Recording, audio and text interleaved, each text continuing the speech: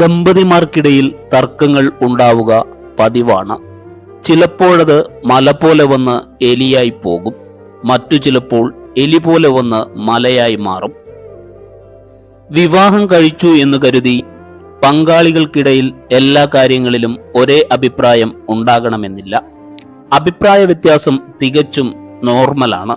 അതിൽ ഒരു പ്രശ്നവും ഇല്ലതാനും. അഭിപ്രായ വ്യത്യാസങ്ങൾ തർക്കങ്ങളിലേക്ക് നയിച്ചേക്കാം. ദാമ്പത്യത്തിൽ മാത്രമല്ല, മറ്റേതൊരു ബന്ധത്തിലും അഭിപ്രായ വ്യത്യാസവും തർക്കവും ഉണ്ടാകാം.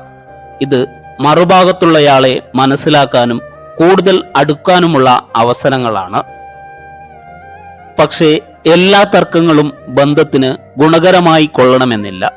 ഗുണമാകുന്ന തർക്കങ്ങളും വിനാശകാരിയായ തർക്കങ്ങളും വേർതിരിച്ചറിയേണ്ടത് ബന്ധത്തിന്റെ നിലനിൽപ്പിന് വളരെ ആവശ്യമാണ്. വിനാശകരമായ തർക്കങ്ങളെ മുളയിലെ നുള്ളിക്കളയണം, അല്ലെങ്കിൽ അത് പങ്കാളികൾക്കിടയിൽ അസ്വാരസ്യങ്ങൾക്ക് കാരണമാകും. ദാമ്പത്യത്തിൽ പ്രതിസന്ധിയുണ്ടാക്കുന്ന തർക്കങ്ങളുടെ പ്രധാനപ്പെട്ട ചില ലക്ഷണങ്ങൾ എന്തെല്ലാമാണെന്ന് നോക്കാം. അതിലൊന്നാമത്തെ ലക്ഷണമാണ് അടിക്കടിയുണ്ടാക്കുന്ന കൈവിട്ടു പോകുന്ന തർക്കങ്ങൾ. എത്രയൊക്കെ ശ്രമിച്ചാലും പങ്കാളികൾക്കിടയിൽ തർക്കങ്ങൾ ഉണ്ടാകുമെന്നത് തീർച്ചയാണ്. പക്ഷേ അടിക്കടി തർക്കമുണ്ടാക്കുകയും അവ കൈവിട്ടുപോയി വഴക്കിൽ ചെന്നെത്തി നിൽക്കുകയും ചെയ്യുന്നുണ്ടെങ്കിൽ അത് നല്ല സൂചനയല്ല. ചെറിയ കാര്യങ്ങളിൽ വരെ പരസ്പരം തർക്കിക്കുകയും അത് വലിയ വഴക്കായി മാറുകയും ചെയ്യുന്നുണ്ടെങ്കിൽ അത് നിസ്സാരമല്ലെന്നും എത്രയും പെട്ടെന്ന് മൂലകാരണം കണ്ടെത്തി അത് പരിഹരിക്കേണ്ടതുണ്ടെന്നും മനസ്സിലാക്കണം.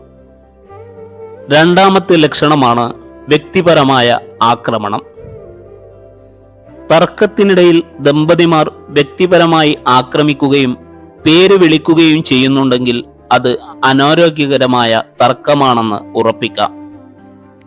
വാക്കുതർക്കം പിന്നീട് വ്യക്തിപരമായ അധിക്ഷേപത്തിലേക്കും ആക്രമണത്തിലേക്കും വഴിമാറുന്നുണ്ടെങ്കിൽ പരസ്പര ബഹുമാനമില്ലായ്മയുടെ ലക്ഷണമാണത്. അവിടെ പ്രശ്നം പരിഹരിക്കുന്നതിന് പകരം അന്യോന്യം വേദനിപ്പിക്കുക എന്നതിനാണ് ദമ്പതിമാർ പ്രാധാന്യം നൽകുന്നത്. ഇത് അവർക്കിടയിലെ വിശ്വാസ്യതയും ബഹുമാനവും തകർക്കും. മൂന്നാമത്തെ ലക്ഷണമാണ് എപ്പോഴും കുറ്റപ്പെടുത്തൽ.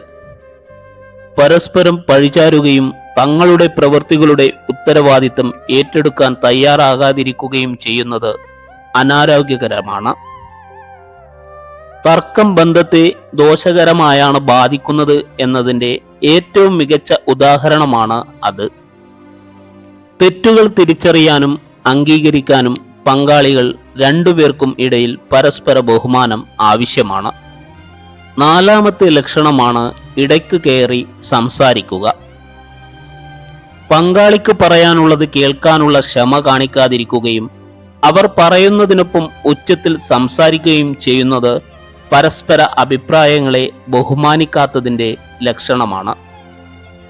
അഞ്ചാമത്തെ ലക്ഷണമാണ് പ്രശ്നങ്ങളെ അവഗണിക്കാൻ ശ്രമിക്കൽ. പങ്കാളികൾക്കിടയിൽ പ്രശ്നങ്ങൾ ഉണ്ടാകാതിരിക്കുക നല്ല കാര്യം തന്നെയാണ്. പക്ഷേ സമാധാനം പോകരുതെന്ന് കരുതി പങ്കാളികൾ രണ്ടുപേരും പ്രശ്നങ്ങൾ നിരന്തരമായി അവഗണിക്കാൻ ശ്രമിക്കുന്നത് ആ പ്രശ്നങ്ങൾ പരിഹരിക്കപ്പെടാതെ ഉള്ളിൽ കിടക്കുന്നതിനും വികാരങ്ങൾ അടിച്ചമർത്തപ്പെടുന്നതിനും കാരണമാകും. ഇത് പങ്കാളികൾക്കിടയിൽ അകൽച്ചയ്ക്കും അനിശ്ചിതത്വത്തിനും സമ്മർദ്ദത്തിനും കാരണമാകും. പിന്നീടത് വലിയ പ്രതിസന്ധിയായി മാറാം.